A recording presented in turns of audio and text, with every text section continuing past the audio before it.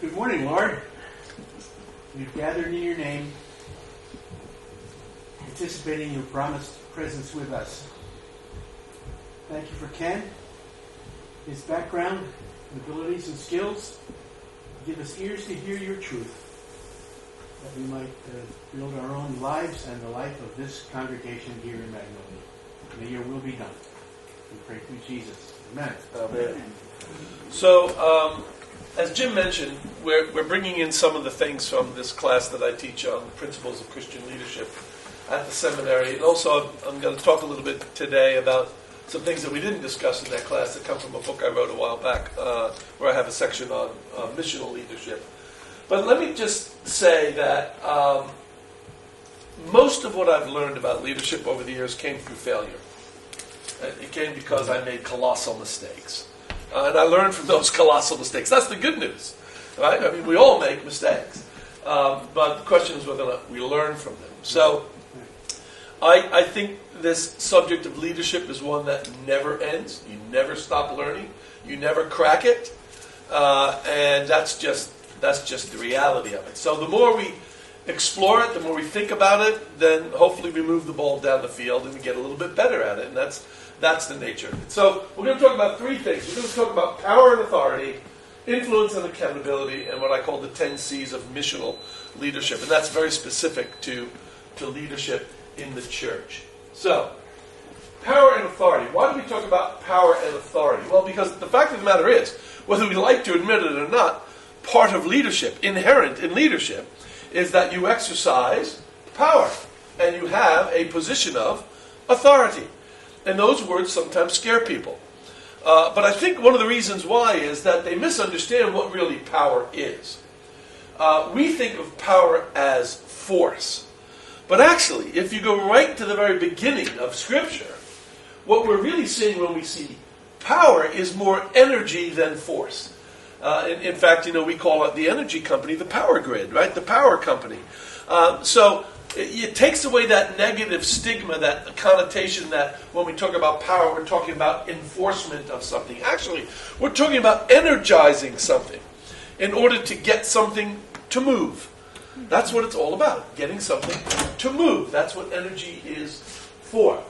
Now, if we look at Matthew 28, it's very clear that all power and all authority ultimately emanate from God and therefore belong to God. They belong to God. They are not ours. We are agents of God, and we use the power and authority given to us for God's purposes. But we are only stewards, if you will, of power and authority. We are temporary users of power and authority. It doesn't belong to us. And that's one of the problems when we see bad leadership, is very often bad leaders assume that the power and the authority belongs to them. And hence they exercise it in ways which are very damaging. So it's important as a principle to understand that they all belong to God and the relationship between power and authority. There are two sides of the same coin. Authority is actually nothing more than the right to use power appropriately. So, do you by any chance have Romans 13 open? If not, would you be kind enough to read this? This is a really important passage. Romans 13, 1 through 7.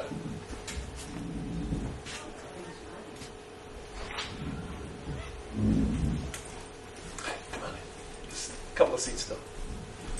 Romans 13, 1 through 7. Let every person be subject to the governing authorities. For here there is no authority except from God, and those authorities that exist have been instituted by God. Therefore, whoever resists authority resists what God has appointed. And those who resist it will incur judgment. For rulers are not a terror to good conduct, but to bad. Do you wish to have no fear of the authority? Then do what is good, and you'll receive its approval. For it is God's servant for your good. But if you do what is wrong, you should be afraid, for the authority does not bear the sword in vain. It is the servant of God who execute wrath on the wrongdoer. Therefore, one must be subject not only because of wrath, but also because of conscience. For the same reason, you also pay taxes. But the authority are God's servants, busy with this very thing. Pay to all what is due them. Taxes to whom taxes are due, revenue to whom revenue is due. Respect to whom respect is due. Honor to whom honor is due. Owe no one anything except to love one another. For the one who loves another has fulfilled the law. The commandments: you shall not commit adultery, you shall not murder, you shall I think not... you went past 7. Did you go past Oh, 7? yes, I thought you said 13. No. Pardon me. Okay, so there is obviously not only an implicit presumption here about the nature of authority, but an explicit definition of authority, right, as being the servant of the people and belonging to God. And so the presumption here is that we obey civil authority, assuming that the civil authority is in fact a just authority. That's why Augustine said, any unjust law is no law at all. But assuming that the authority is the right to use power appropriately, that can be our model. That can be our guide for how we use the energy and the resources that are made available to us and exercise that power for the purpose of what? Serving. Right? It says the government, in this case, is the servant of the people. And we, therefore, are subject to that authority as long as that authority continues to serve. It's interesting that I am not a British citizen. I am a British subject. That's actually the term that is used. Because the presumption is that we are subject to a rightful authority. Now, our power and authority as the church, as Christians, has been given to us by God for God's purposes, not for ours. And that brings us right to every aspect of the commission that God has given His people throughout the Gospels. So whether it's Matthew 18, this section here, or it's later, Matthew 28, whatever it might be, it's still the fact that God is empowering us, has empowered us, and given us authority to do things according to His purposes. That's why when we were talking last week about, what is unique about Christian leadership, and we said it's got to be leadership that reflects the being, the nature, and the character of God. Because if it doesn't reflect the being and the nature and the character of God, then we can't in any meaningful way say it's unique and that it is Christian leadership. So this focus on what our mission is as a church is fundamental when we think about leadership in the church. Now, let's move on. Some practical considerations about power and authority. The first is that sin has corrupted all things, including the exercise of power and authority. Okay? We are not angels. Okay? We are not angels. Every one of us, sinful human being, every one of us, people who make mistakes, including mistakes in our moral judgment, all the time.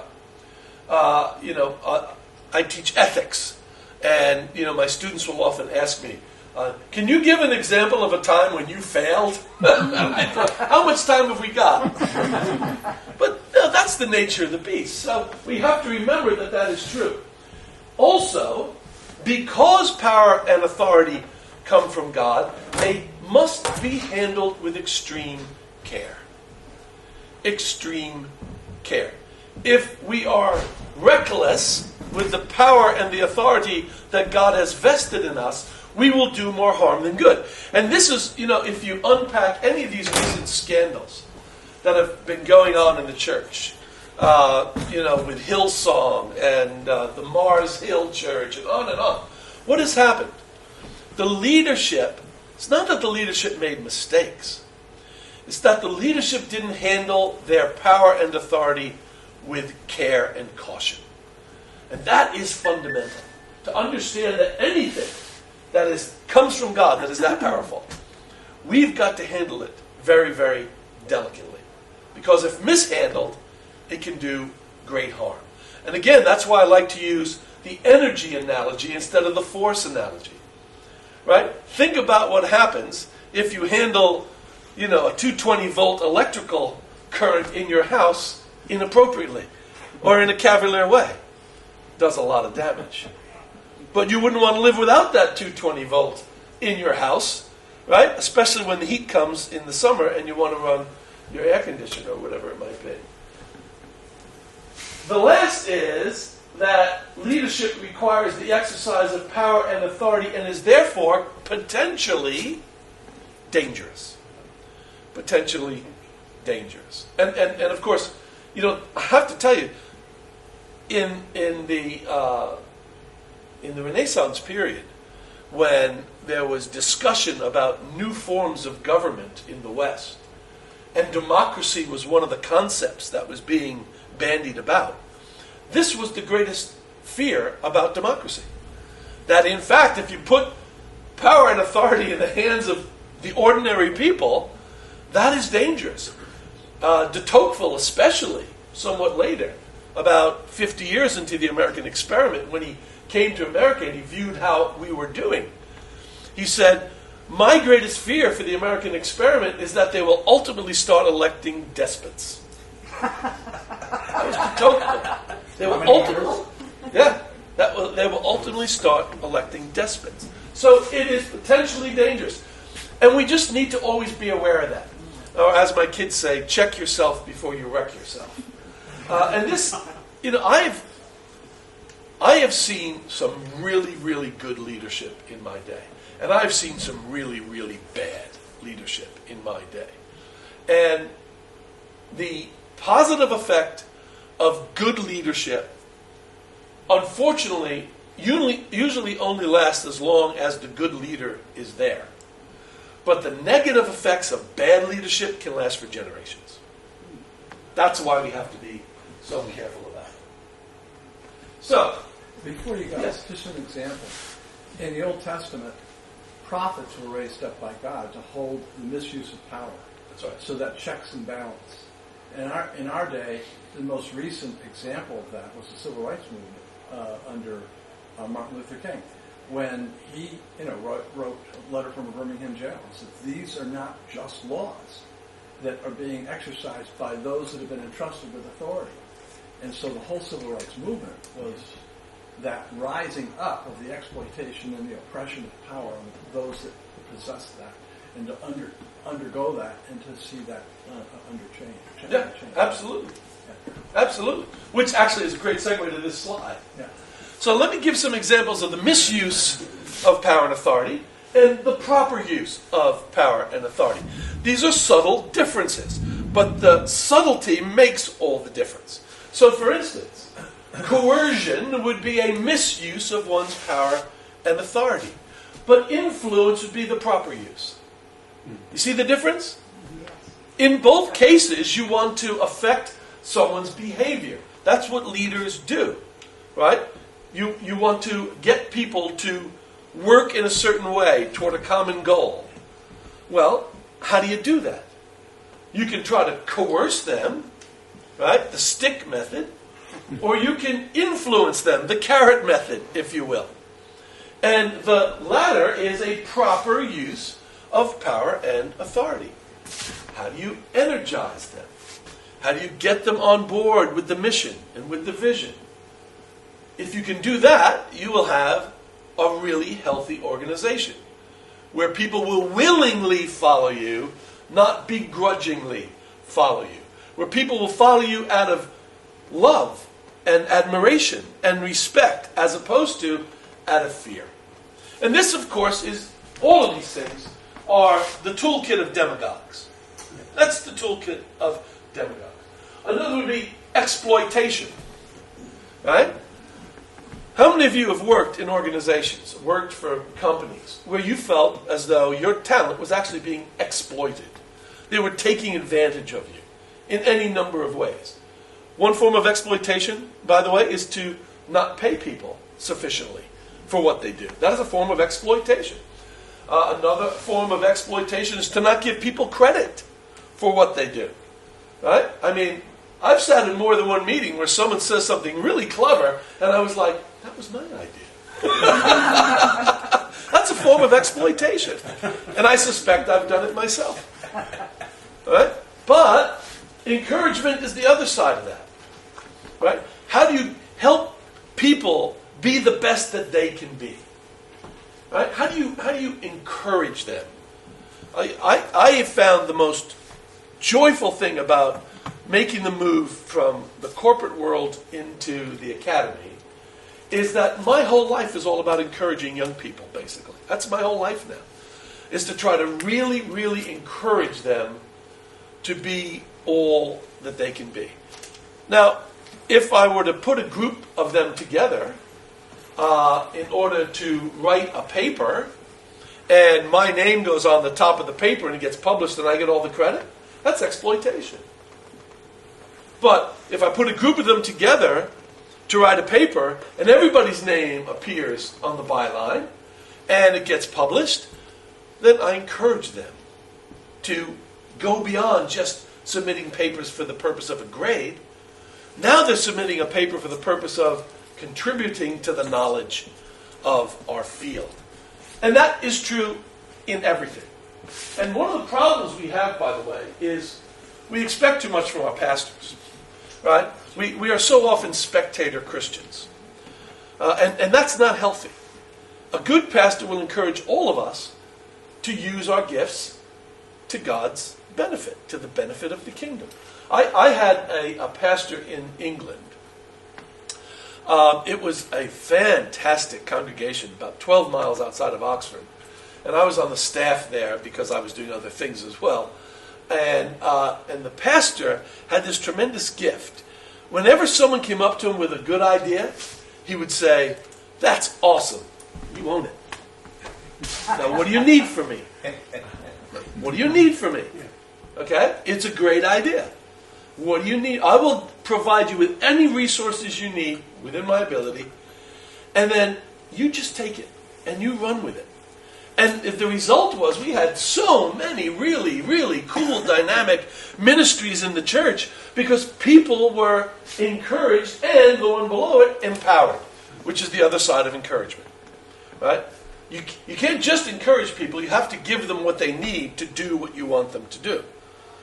Right? You need to have both compassion and capacity, as my friend Tom Nelson called it. And this is where, again, we often fall down. It's one thing to pat someone on the back and encourage them and say, "Yeah, you go."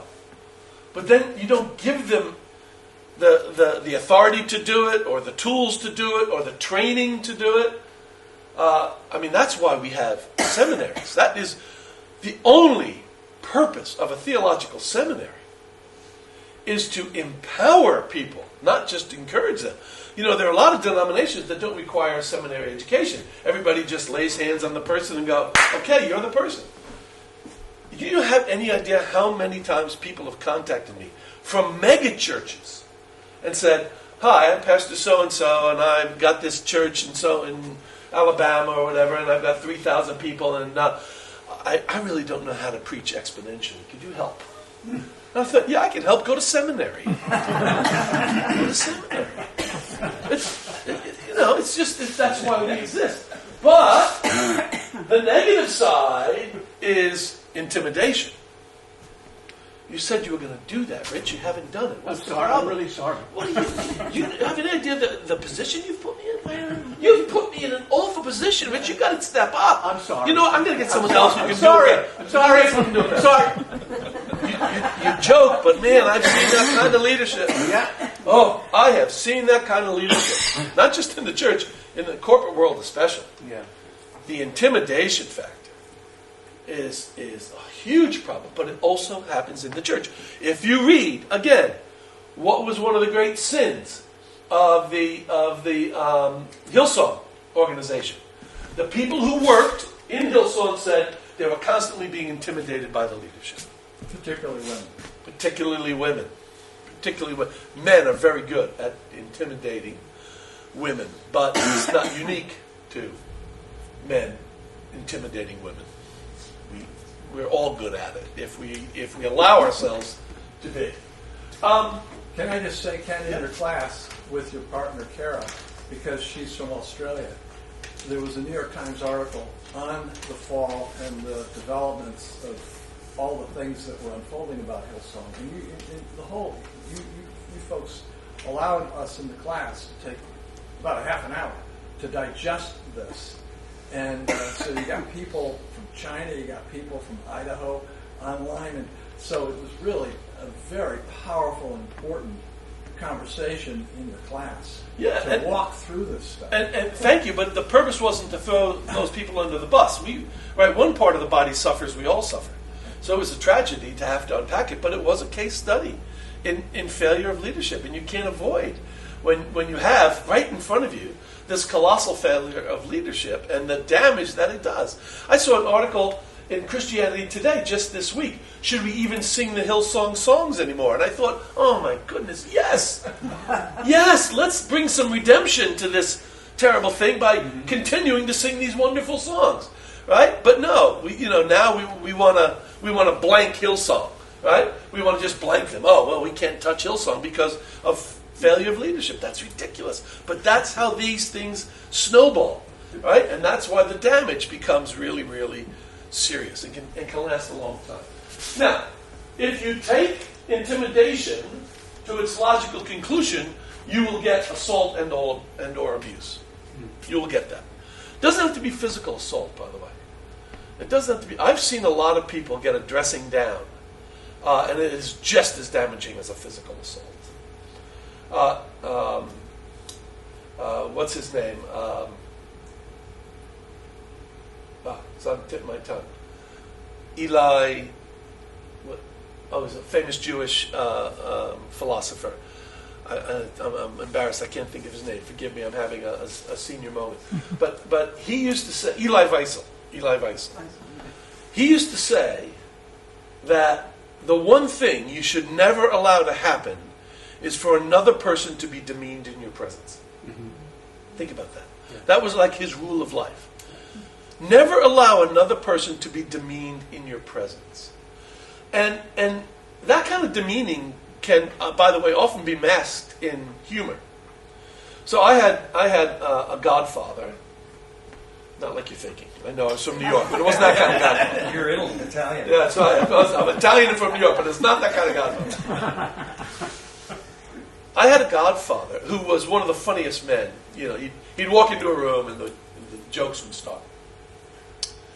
But a lot of the jokes were at the expense of his wife. Mm-hmm. And she left along with it. But I remember my mother telling me once, you have no idea how much pain she harbors from those jokes. Once in a while we can tease each other. I mean, my kids tease me all the time about the fact that I now constantly trip and knock stuff over. And it's like, poor Pop, put him in a padded cell. Okay, I can take that. But constant jokes. All of a sudden it's not so funny. It's not so funny. And of course, abuse, harassment is a huge problem everywhere, but in the church as well. I have to say, the Me Too movement was so long overdue, it's not funny. So long overdue. And I'm going to talk a little bit about, in this 10 C's of missional leadership, the price you pay when you decide to stand up to the bully. But the bullies are out there.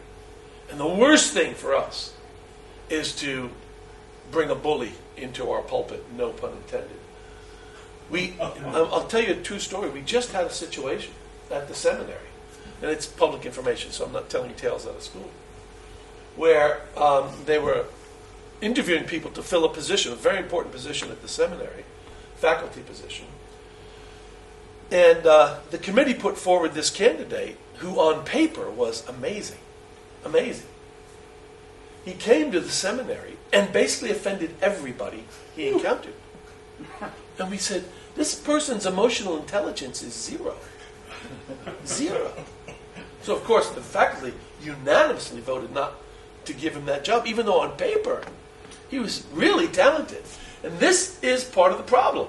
When you call a new leader, when you call a pastor, a professor, whatever it might be, you can't just tell what's going on by the CV, because it's a very fine line. On the other side, however, discipline and correction are the rightful use of power. There are times when people in leadership positions need to discipline people in their organizations, including pastors, need to discipline people in their congregations. However, the word discipline is the same root that we get disciple from. The purpose of discipline in the church is not to punish, but to correct, to bring healing, to bring wholeness, to bring, here's a good Greek word, hugies. I'm only going to use one Greek word today. That was it, hugies. To bring health, to the organization and to the person. So, if you do it with love, it can be done. But if you do it out of a sense of superiority, including moral superiority, it will backfire. Because people can smell hypocrisy 1,000 miles away. And you know that story from John 7 into John 8, where they're going to stone the woman caught in the act of adultery because the law allowed for it. And it says something very interesting. It's a very cryptic story, by the way. You know how recently you've read it. It says that Jesus got down and started writing in the dirt, and no one knows, of course, what he wrote. There's a lot of conjecture. Most people think he probably started to write the Ten Commandments. And what does it say happened after that? One by one, they started to walk away, starting with the oldest. Starting with the oldest.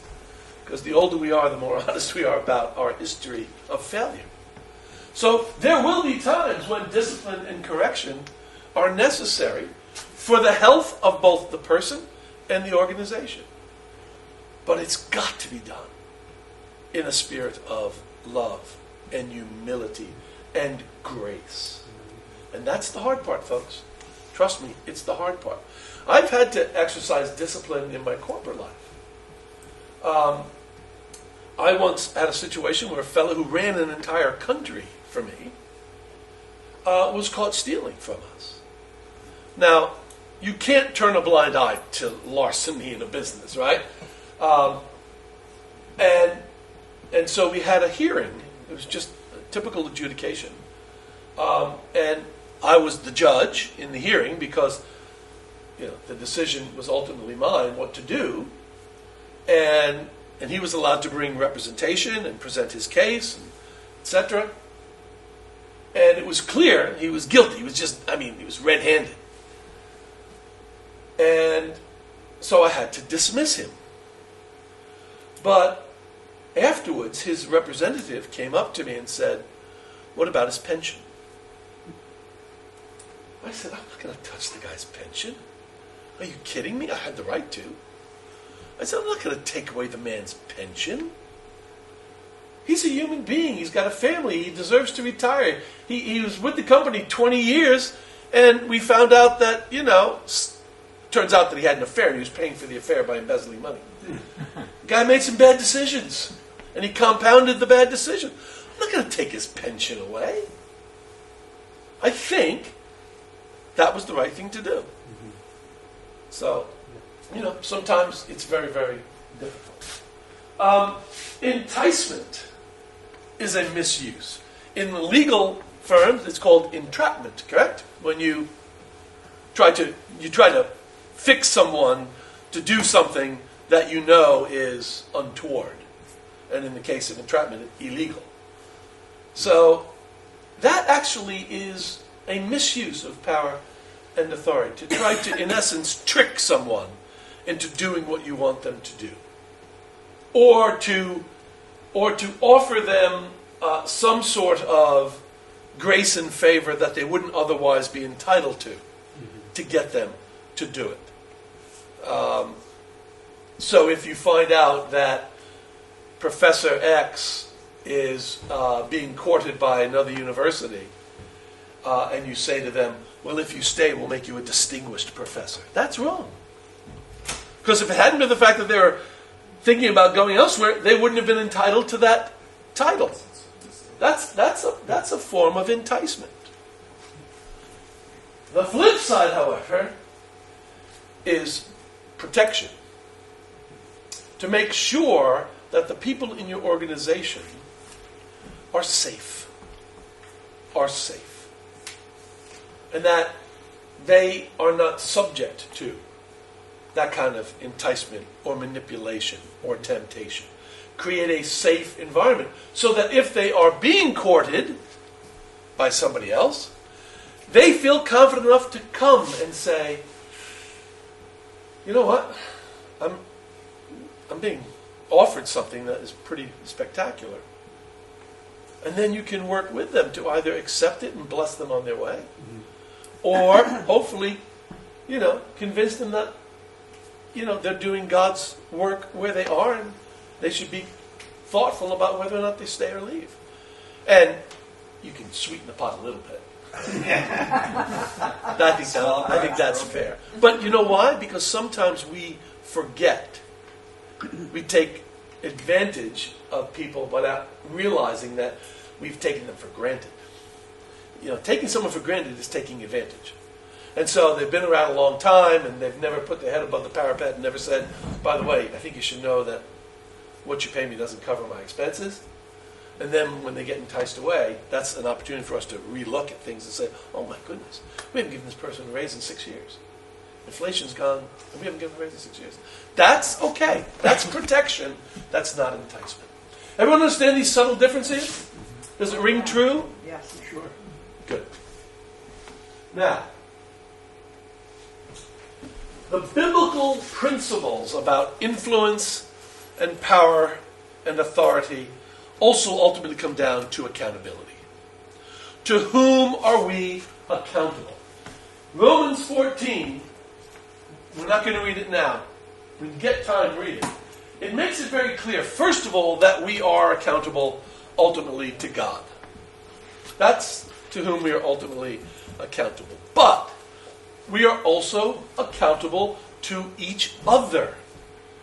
And I'm going to talk about it a little bit later when I talk about the 10 C's again, the whole collegiality issue. We are accountable to each other, and we are accountable to our own consciences. We must never do anything that violates our own conscience. And that's part of courage, which we talked about earlier. Martin Luther famously, and he was charged with heresy because he challenged the misuse of authority in the church.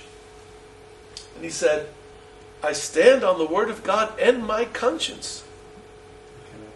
I can do no other. Why? Because when you go against your own conscience, that becomes soul-destroying. It becomes soul-destroying. I'll give you an example from my corporate life, if I may. I was running a very big business, but it was part of an even bigger multinational business. And our division was doing very well. Very well. I won't give you all the business metrics, but trust me, we were doing great. The vice chairman flies in, unannounced, on the corporate jet with his wife, which is another issue. But and he calls it an emergency meeting of the European board. And he says, you need to take $15 million of fixed costs out of this business immediately. I said, what? You need to take $15 million of fixed costs out of this business immediately. And that's because our return on invested capital was 8.9%, which in our sector was fabulous. Fabulous. But it was during the dot-com boom. And the dot-com boom was getting all the love from the investment houses. So he wanted us to be able to show that we were getting double-digit return on invested capital. So take out that $15 million. And I looked at it and I said, I'll have to start by laying off 150 people from an organization that's doing beautifully. And he looked at me and he said, I don't care how you do it. Do it. Got back on the jet, flew home. What do? I'm responsible for the business. I'm a good corporate citizen. I start laying people off. And to get that kind of money, what am I going to do? First thing I'm going to do is I'm going to go after those middle managers, right? They're the people who cost a lot, and you're not sure if they left with the place crumble, And so I'm sitting across the conference room table with a 54-year-old Frenchman who had served the company for over 20 years, in fact, 25 years. And I was telling him that his services were no longer required. And he had done nothing wrong. The French division was doing great. But he had to go. And we both knew that he would probably never work again. Because the laws in France are such that you get to over 50, if you're at his level, you don't work again. And I went home to Debbie and I said, I can't do this anymore. This is soul destroying. It was sold because I was going against my own conscience. Mm-hmm. And that was the event that started my process of leaving the business world and ultimately doing what I do today. It was not illegal, folks. There are a lot of people out there who say, hey, if something's legal, it's ethical. In business, hey, if it's within the law, it's ethical. Nonsense. As Christians, I can give you a list as long as my arm of things that are legal but unethical or immoral. So, we're all accountable to our own consciences. And we should only influence others for the sake of peace, mutual edification, their good, and the glory of God. That comes right from Paul, not from me. So I said influence is okay. Coercion isn't, influence is. But we should only exercise that influence if it's for the sake of peace, mutual edification, the good of the person, and the glory of God. That's what the Apostle Paul teaches. That's a really good model for leadership, in my opinion. Some practical considerations, and this is really important, folks. Accountability requires good governance. Good governance. That's why I was banging on, the other day about balance sheets and income statements and cash flow statements and things like that, because those formularies exist for a reason. Those formularies exist for a reason. Process exists for a reason. We all found out the hard way that, how authority is exercised in this church is kind of loosey-goosey. So it's important to have good governance, which means agreed standards of conduct, written rules, procedures, shared values, role clarity, diligence, integrity, and independent verification. When was the last time we had our books audited? I don't know. But we should every now and then, not because we think, Paul's doing anything untoward, not at all. It's just good governance, right? That you occasionally have external verification of what you're doing. When was the last time someone from the denomination came in and looked at our formularies and our processes and our procedures and said, you got to tighten some things up here? I don't know. But in my humble opinion, good governance is required for good accountability. And here's what I tell my students. Transparency and governance are two sides of the same coin. Two sides of the same coin. Transparency and good governance. A lot of organizations are incredibly opaque, and they don't have good governance in place. Churches are notoriously bad at it. And accountability is both personal and corporate. We're all accountable, individually and as a church, to God and to each other. Yeah, before you go, Yep. what we're talking practically here is the Constitution of the Church. And looking at the Constitution and asking questions about where areas, in light of the things that have happened, need to be readdressed and thought through in ways that can systemically then put reinforcements for future generations. Case in point, on the diaconate, we've looked at other articles of association of other churches. And in those, it's very clear, the pastor shall be accountable to so-and-so. And you look in the Constitution of Union, that is not there. So there's areas that need to be put into place and thought through in light of things that have happened in order for there to be a strengthening, learning from the past, in order to be able to generate safe governance for the future. Yeah, absolutely. Where does the role of precedence come in? Because precedence isn't necessarily black and white, highly definitive, but there's a way in which you've operated And I think a lot of times I like the written better, but if there is precedence in dealing with things, can you bring that in and say, here is our precedence, we need to continue to follow Precedence is what you use in the absence of good formularies. Precedence is what you defer to. Yes? Well, just to piggyback on what you're saying, Dave, though, and if we take it in the Constitution analogy, our Constitution has been defined through precedents.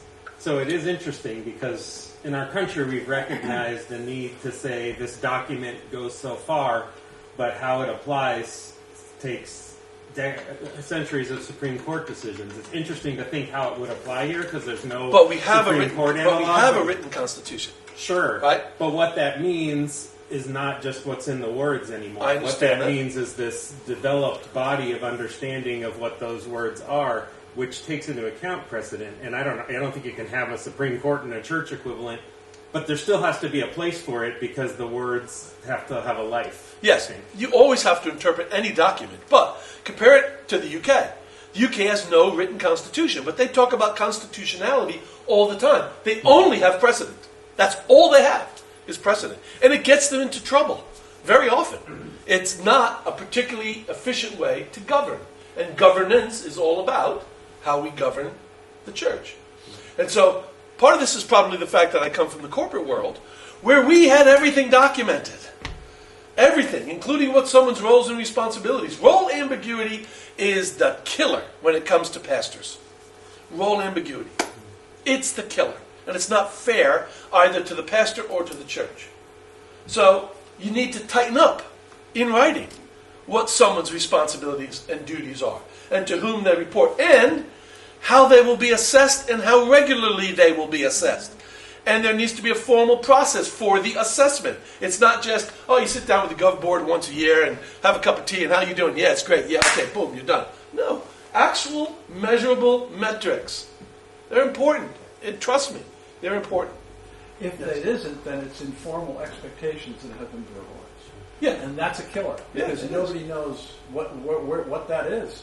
Yeah. Maybe a few people have this or a few people have that, and all of a sudden, my heavens, but they have to be spelled out so it's clear to everybody. Including how you deal with issues like the one we dealt with. What do you do when a senior member of the church leadership team is involved in a situation that is questionable, without making any judgments? It's questionable. What's the process for dealing with that? Who is responsible for it? Whom do you go to? How do you record it? How do you inform the congregation? Who ultimately makes the decision, etc.? There are ways to handle these things before they blow up. So that's why I am a stickler on that topic, about accountability requires good governance and transparency. So, this is from a book I wrote a few years ago. I call it The 10 C's of Missional Leadership. And I include this because we are a church, right? So this is all about missional leadership. The first one is Christ-centeredness. And by Christ-centeredness, I don't just mean that, we preach the gospel and we hold high the cross and all of those things. Obviously, we are a gospel-centered church. We're a Christ-centered church. But actually, I mean, how do we identify ourselves in relationship to our relationship with Jesus Christ? This is Bonhoeffer stuff, okay? That we need to all, as individuals and as a group, be honest about not only our fallenness, but our knowledge of our fallenness and our knowledge of our redemption in Christ. Those two things are always in tension with each other, and we have to always keep that at the top of the list. That we exist understanding that tension. And if we can do that, if we can be Christ-centered in that way, we will have many, many fewer problems going forward. So Christ-centeredness is first. Next is courage, as I said. Now, here's the thing. Courage as a virtue is defined by Aquinas as being willing to advocate on behalf of all the other virtues in the face of vice. to advocate on behalf of the other virtues in the face of vice. That's what courage is. Courage is saying that I am willing to put my head above the parapet when I witness coercion, abuse, whatever it might be. And I can tell you right now, it can get you into trouble. Courage is a dangerous thing. But I can tell you in my own life, those times where I have taken a stand and paid for it, quote unquote, in terms of, what maybe my superiors thought of me or whatever else, it was always the right decision.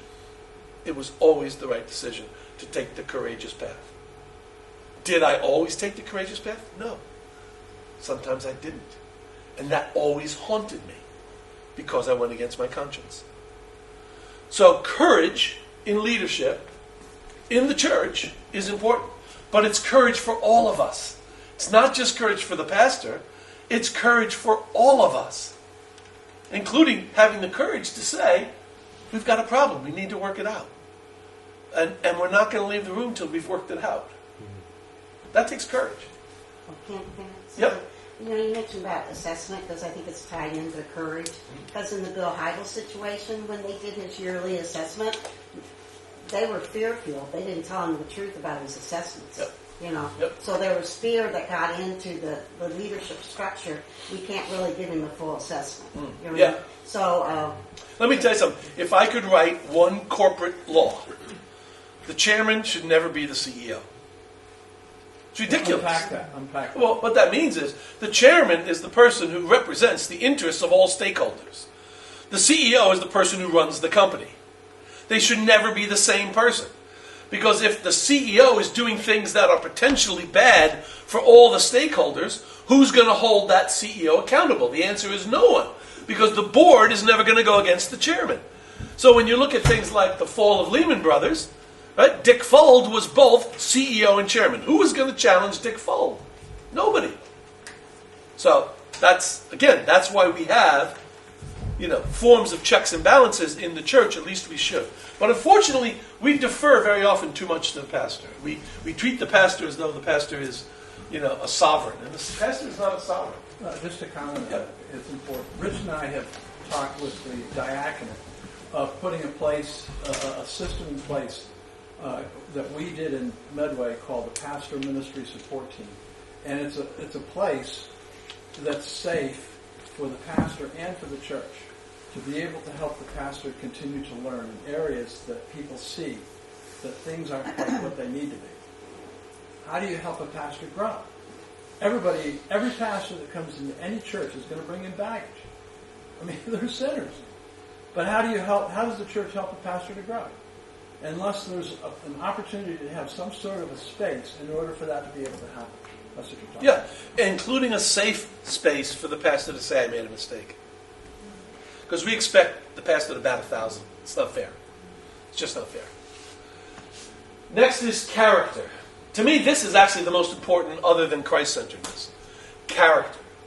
Now, what is a character? This is a character. That letter is a character. Right? It is a symbol of something else. And we string together these characters into words. And those words are a symbol of something else. And ultimately, that other thing is what's real. That other thing is what's real. Those letters mean nothing apart from the words, and the words mean nothing apart from a knowledge of what they represent. Your character is the same. Your character is a symbol of what you really are internally. And it comes out in times of stress and crisis more than any other time. So for me, you could have a person who is really good at things, right? But who doesn't have character. And very often we hire people, like the example I talked about before, which on paper you say, oh, this person's got all the gifts, all the talents. But if they aren't a person of character, if they don't reflect the being, the nature, and the character of God in Christ, then I don't care how good they are at what they do. And this is the key. There's a big difference between doing things right and doing the right things. And we very often hire people because they do things right, instead of doing the right things. So for me, character is everything. It is so fundamental. And that will only come out in crisis. That's just the nature of the beast. Even the Apostle Paul talks about it, how suffering produces endurance, endurance produces patience, patience produces character, etc. Collegiality, really important in any leadership. If you ever have an organization where everyone's trying to please an audience of one, you got a sick organization. Collegiality is really important. And everybody is stronger. Jim is a fellow of the Mockler Center. The Mockler Center at the seminary was always an organization of one person, right? Because it was a small endowment. Well, I went to Mrs. Mockler and I said, could you please give us a little more money? Because I want to create a team. I want to have colleagues. I want to have fellows who will hold me accountable and will help us do more for the kingdom because I'm not clever enough to do it on my own.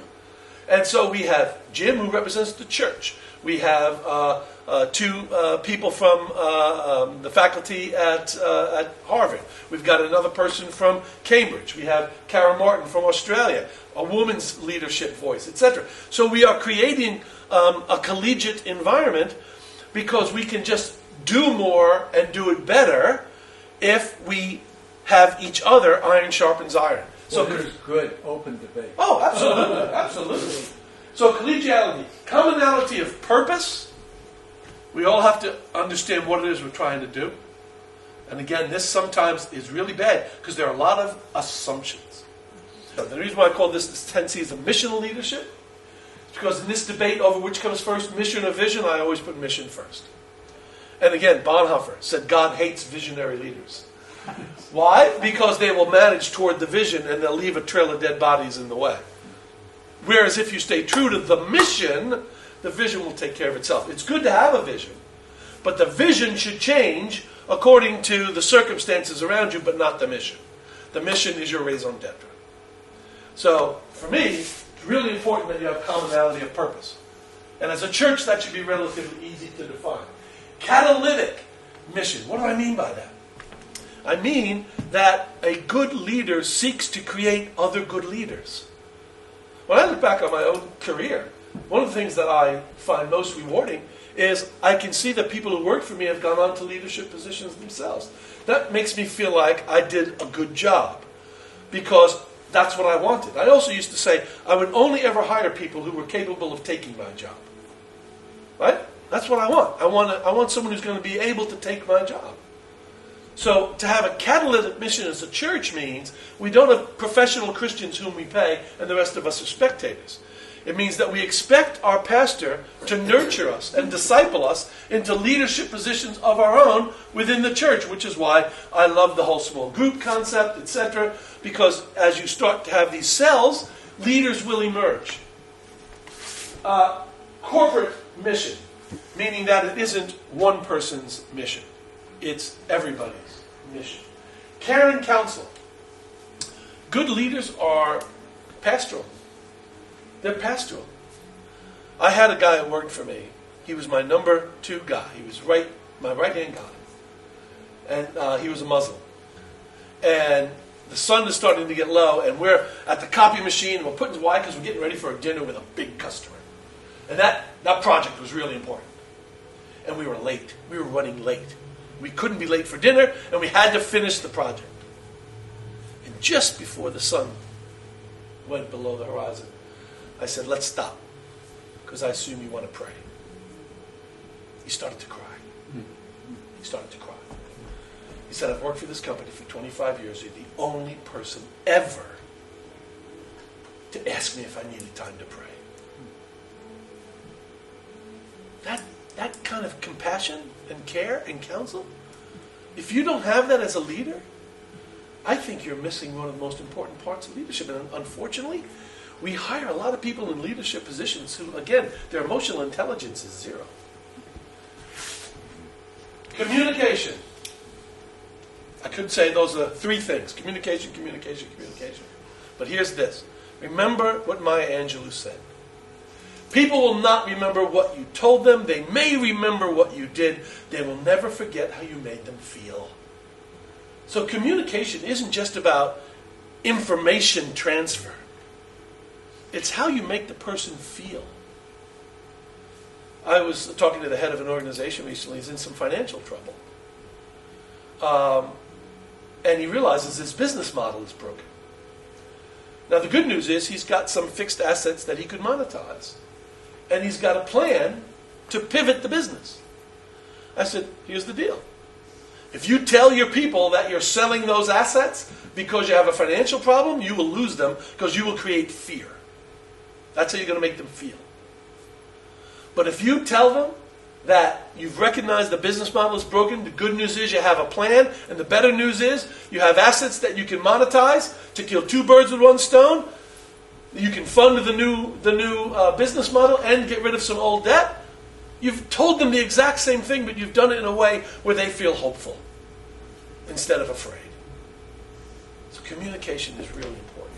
How you make them feel. And last but not least, something the church is terrible at: creativity.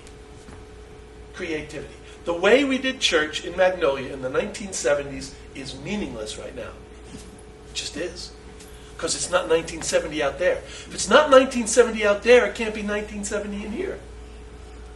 So we have to figure out more creative ways to bring the gospel to this community. And by the way, our community goes beyond Magnolia. There are some people, I understand, who want to rent our hall from us. They think that Gloucester is their mission, right? But they want to do worship services here. Well, guess what? Gloucester's our mission too, and so is Manchester by the Sea, and so is Rockport, and so is Essex. We have a big catchment area, but we have to start thinking creatively about how we're gonna do it. That's why I love Jim's engagement with the culture stuff. I love it. You know, when we do the Trinity Forum type stuff. That's just a creative way to reach people. So that's that. That's all I've got. You've just exhausted my arsenal. Any questions or comments? Because we're getting close to when we have to go in. No, you don't have to clap. You don't have to clap. Any questions or comments? Did any of it ring true? Was it helpful at all? A lot of food for thought. Good. I know sometimes when I lecture, it's like drinking out of a fire hose. I apologize. I would say courage for the congregation, not just the leadership too, because we know situations where it's all written in the Constitution and the role clarity's there, but then nobody in the congregation or the leadership structures want to really address it. You know, it's all written in there. What the role is, what the clarity is, what the mission is. You know, when they have a problem, you know, so there needs to be courage on both sides. Absolutely. Yeah, but it's where the practices come in, because if there isn't the capacity for the courage for truth telling, then there's something that's not healthy in the community. So yeah, absolutely. Yes, Dave. Where in an organization do you put, and I don't know, one of your early slides was abuse, improper use, or whatever it was, but secrecy versus transparency, or maybe even secrecy, difference between secrecy and confidentiality? I was just going to say, I don't believe in secrecy at all. Confidentiality is But different. it happens, so that's right. new piece. Secrecy is the negative side of confidentiality. Okay? And that just takes moral judgment. Right? You can't say, oh, this is a secret and this is confidential. It takes moral judgment. You always have to agree, right, that there are times when confidentiality will be compromised for the purpose of transparency. But the key is to make sure that the person whose confidences are being revealed understands it. They understand why. They understand how. Right? They understand when. They understand where. Okay? I'll give you an example. As a pastor, if a child comes to me and tells me they're being abused by their father, and then says to me, but you can't tell anybody, I have to say to them, I'm sorry. I do. The law requires that I do. People don't have to know that you ratted on your father or whatever, but I've got to let people know so that they can protect you in some way. Because I'm responsible for your protection more than your confidentiality. What if there wasn't the law, Ken? I would still say it's right. I would still say it's right. But Because the law you helps got you. the moral law. Yeah, I would still say it's right. Because, again, protection has to trump confidentiality. And by the way, this is what Roman Catholics disagree with many people. It used to be anything said in the confessional, the priest wasn't allowed to tell anybody. I believe even now in this state, in New York and other states, that no longer exists. They do not have permission to hide behind the confidentiality of the confessional. And by the way, one of the reasons why the sex scandal in the Catholic Church got so bad was because it turned into secrecy. It turned into a cover-up, right? Under the guise of confidentiality. You read a lot of the testimony of the archbishops and the cardinals that said, oh, we were just trying to protect people. No, you were trying to protect the church. You were trying to protect the institution. So it's a moral judgment. We don't always get it right. Let's just be honest about it. None of these things do we always get right. We just don't. Yeah. Yeah. Our time is fleeting and it's gone. And so this is going to be posted, Paul. Yeah. So the slides will be sent around. You'll have availability to look them through. And we're going to take the first 10 or so minutes of next week to be able to hear what landed, what makes sense, so that we're able to kind of hear each other in relationship and make use of the things that we heard last week and this week. So, and then we're going to launch into some new material. But you had a comment. Yeah, I was wondering, and if it's too much for this week, if we're wrapped, that's fine. Another C, which wouldn't be on that list, which it wouldn't belong in the same group, is conflict.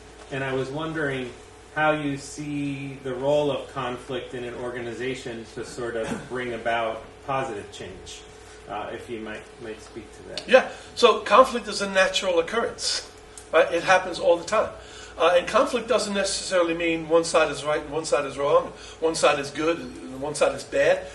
In my experience, conflict is usually about perception. It's usually about people's frames of reference or lack of information. And in my opinion, there is no conflict that can't be handled and have a positive outcome if everybody adopts that Christ-likeness. Right? I mean, in the earliest parts of the church, the earliest history of the church, there were conflicts. There were disagreements. There were serious disagreements, right? About, Judaizing and circumcision and all of these things. And there were times when it was handled well and times when it was handled badly. But the times when it was handled most effectively was when people exercised another thing I write about in the same book called grace-centered leadership. We can handle our conflicts if we are gracious toward each other. If we see the other person as a fellow sojourner in Christ and not as the enemy. Right? They're not the enemy. We're all on the same side here. But we have different perspectives, different frames of reference, different understandings of events, information that came through different filters. And here's the key. The thing that Christians are rotten at is ultimately agreeing to disagree.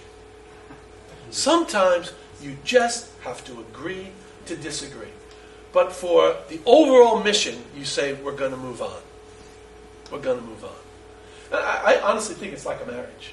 I mean, I'm married almost 44 years. Debbie and I have had a lot of conflicts. But we've never come close to divorce. Because ultimately, we agree to disagree. And sometimes, her view is the one that we live with. Sometimes it's my view is the one we live with. Sometimes we both compromise and come up with a new view. But ultimately, you can't always get your way. And this is to me, this is the problem with conflict. Everybody wants it to be, I win, you lose. That's human nature. There's always a win-win, in my humble opinion. There's always a win-win.